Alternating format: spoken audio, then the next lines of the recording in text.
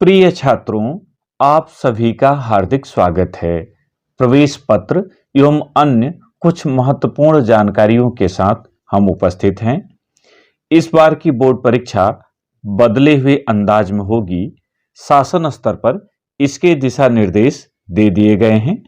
प्रमुख सचिव दीपक कुमार ने सभी जिलाधिकारियों, पुलिस कमिश्नर, एसएसपी, माध्यमिक शिक्षा निदेशक और यूपी बोर्ड के सचिव के नाम पत्र जारी कर यह सुनिश्चित करने को कहा है कि वर्ष 2023 की बोर्ड परीक्षा में परीक्षार्थियों के जूते मोजे न उतरवाए जाएं। कक्ष निरीक्षकों एवं परीक्षार्थियों से अभद्र व्यवहार न हो। कक्ष निरीक्षण के समय कक्ष निरीक्षक अपने पास मोबाइल फोन, कैलकुलेटर या इलेक्ट्रॉनिक डिवाइस न रखें। शांतिपूर्वक परीक्षा दे रहे किसी परीक्षार्थी को अनावश्यक परेशान न करें। परीक्षावधि में परीक्षा केंद्र पर किसी बाहरी व्यक्ति को प्रवेश न दें तथा परीक्षा केंद्र के बाहर असामाजिक तत्वों को एकत्र न होने दें। इस बार की परीक्षा में प्रश्न पत्र की सीसीटीवी से निगरानी होगी। सभी परीक्षा केंद्रों पर रखे प्रश्न पत्रों की सीसीटीवी से 24 घंटे निगरानी की जाएगी। इसके लिए एक स्ट्रांग रूम बनाया जाएगा। तात्पर्य यह कि परीक्षार्थी किसी के इस बहकावे में न आए कि प्रश्न पत्र आउट कराकर उन्हें दिया जा सकता है। वे अपनी पूरी ऊर्जा अध्ययन पर खर्च करें। परीक्षा में शॉर्टकट शब्द लिखने से बचें। विशेषज्ञों के अनुसार परीक्षा में शॉर्ट शब्दों का प्रयोग न करें, अन्यथा अंक कट जाएंगे। प्राप्त सूचना के अनुसार परीक्षार्थी व्हाट्सएप या एसएमएस में प्रचलित शॉर्ट शब्दों का परीक्षा में प्रयोग करते हैं, जो सही नहीं है। उदाहरण के लिए बिकॉज को बीसी, आई डोंट नो को आईडीके, इन माई ओपिनियन को आईएमओ लिखना सही नहीं है। परीक्षक पर इससे बुरा प्रभाव पड़ता है और अंक कट जाते हैं।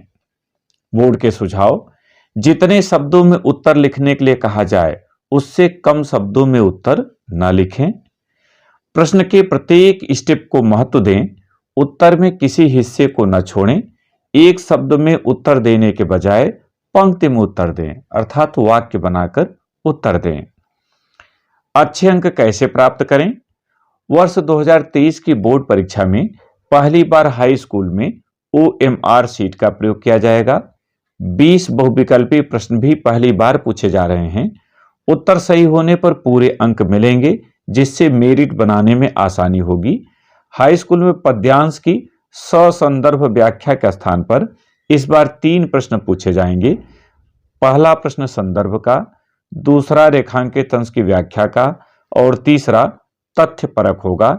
जबकि इंटर के पेपर पैटर्न में कोई परिवर्तन नहीं किया गया है, ये पिछले साल की तरह रहेगा। अच्छे अंकों के लिए ये सावधानियां जरूरी हैं।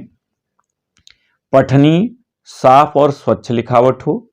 जितना पूछा गया है उसी पर केंद्रित रहें। अनावश्यक विस्तार से बचें।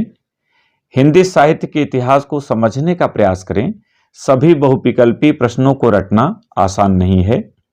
हिंदी और संस्कृत व्याकरण का अभ्यास करें।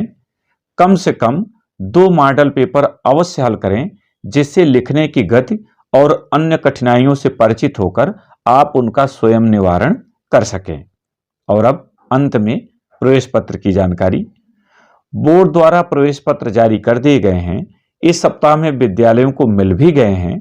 जहां छात्र संख्या कम है वहां वितरण भी शुरू हो गया है, किंतु जिन विद्यालयों में छात्र संख्या अधिक है वहां ये 10 फरवरी तक वितरित किए जा सकेंगे, क्योंकि इन्हें अलग कर इस पर प्रधानाचार्य जी के हस्ताक्षर, मुहर होने और मिलाने में 3-4 दिन का वक्त लग जाता है।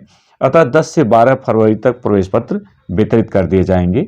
यदि अपने विद्यालय की बात करें तो यहाँ 11 फरवरी को नवोदय विद्यालय की कक्षा 9 की प्रवेश परीक्षा होनी है।